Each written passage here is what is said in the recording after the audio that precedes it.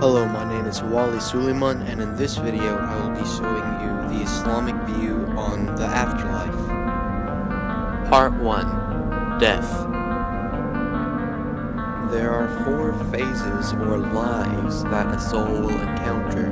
The life in the mother's womb, the life in this world, the life in the grave or temporary resting place, and the eternal life in heaven or hell.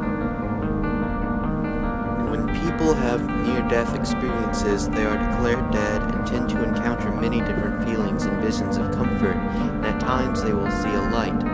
Although there may be some spiritual truths to these encounters, near-death experiences can be explained by the fact that the heart stops beating, thus cutting off blood flow to the brain, and as a result, the brain will hallucinate. In some instances, one may be connecting with their soul, but one does not truly die until they have seen the death angel, and after that there is no coming back. The death angel, known as Azrael, will take the souls of believers gently and they will be greeted kindly. The souls of disbelievers will be taken out harshly and will be greeted harshly. The soul of a dead believing person will then be taken up to the 7th layer of heaven, where God will declare the soul a good one and forgive its sins. Then it will be taken back down to its body, but does not enter it. The soul of a wicked or disbelieving person will not have access to any of the layers of heaven. God will declare the soul evil, and it will be carried back down to its body, but will not enter it. Once the body is buried or reaches its resting place, wherever that is, the soul will be interrogated by 2 angels named Nakir and Munkar. 2 windows will appear on either side of the grave, one to heaven and one to hell. The angels will ask, "Who is your Lord? What is your religion? Who was that man who was sent among you? And what did he bring?"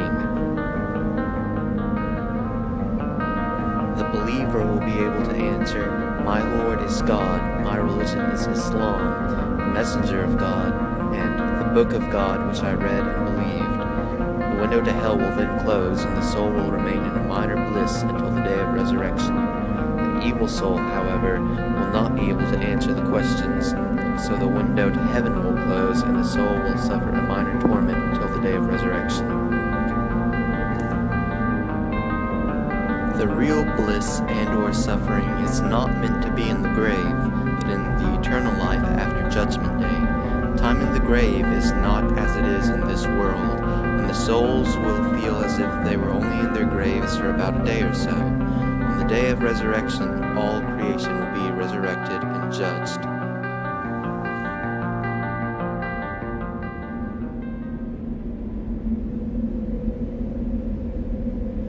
Part 2.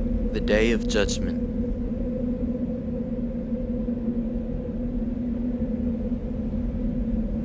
At the end of the world, after all of the major signs of the last days have occurred, an angel named Israfil will blow into a horn, and this shall signal the end. At a time when the most evil people live and the world is deep in corruption, the first horn will sound.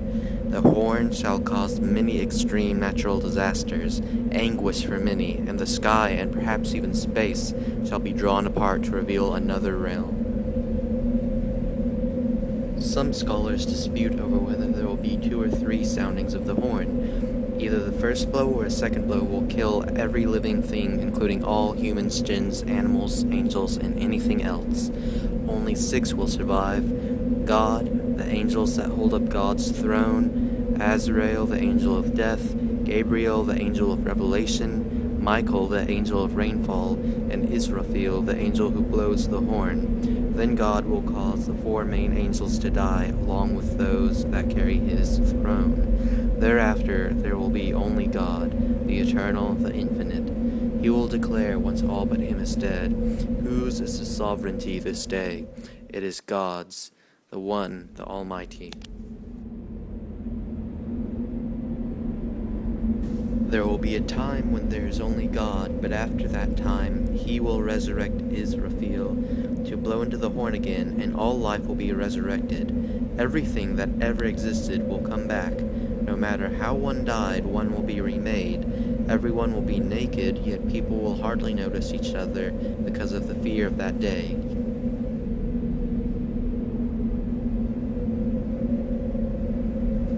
The land of judgment will be a clear, flat, white land with no marking at all. The sun will be brought back a mile away from our heads, and we will not die from it. Instead, we shall feel its intense heat, and the period between resurrection and judgment will be 50,000 years. Those who are evil will feel the time pass slowly, but those who are good and believe will feel it pass by as a short prayer passes by. There will also be 7 people who will be shaded by God's throne from the sun. They are a just leader, a youth who grows up in the worship of God, one whose heart is suspended in the mosques, 2 who love each other for the sake of God, a man who is seduced by a beautiful woman but says, "I fear God," 1 who gives charity but conceals it so not even his left hand knows what his right hand gives, and 1 who remembers God in solitude and cries. People will eventually go to Adam asking him to ask God to start the judgment, yet he will not be able to ask God. Then they will go to Noah, then Abraham, then Moses, then Jesus, and all of them will not be able to ask God. Then they will go to Muhammad, and he will ask God to start the judgment, and God will start the judgment.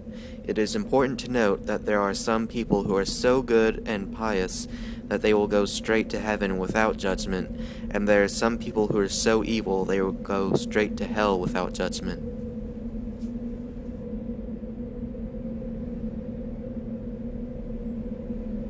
Once judgment begins, every person will be given a book with their deeds from this world in it. Those who receive their books in their right hands will be well off and rejoice, but those who receive their books in their left hands, and some will hide their left hands behind their backs, will be doomed. If one was bad, they will be humiliated before creation and or the Creator.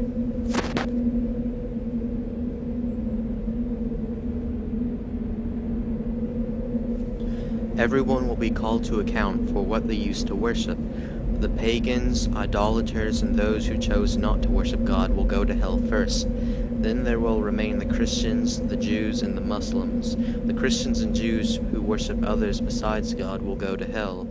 Finally, there will be only the Muslims. By Muslims, it is to be understood that anyone who submitted to God alone will be left, whether they lived before, during, or after Muhammad.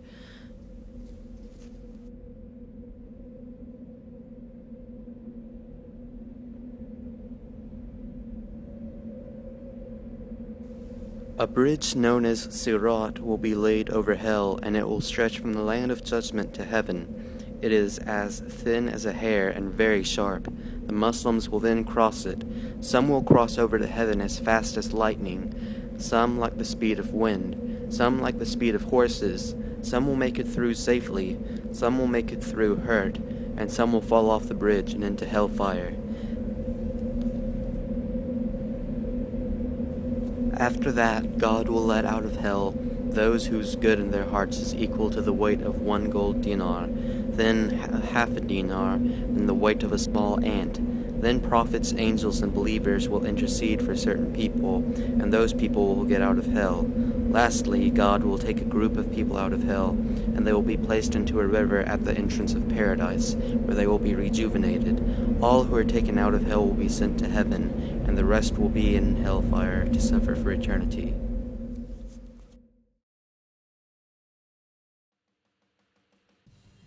Part 3. Hell. Hell, also known as the fire, is a place of agonizing torment where one is to suffer and burn for eternity, with no shelter, no break, and no mercy. Hell is a raging fire, and the drop into it is 70 years. One who did evil in the world or rejected God will be punished to the point of death again and again, yet they will never die, and they will feel every little bit of their punishment.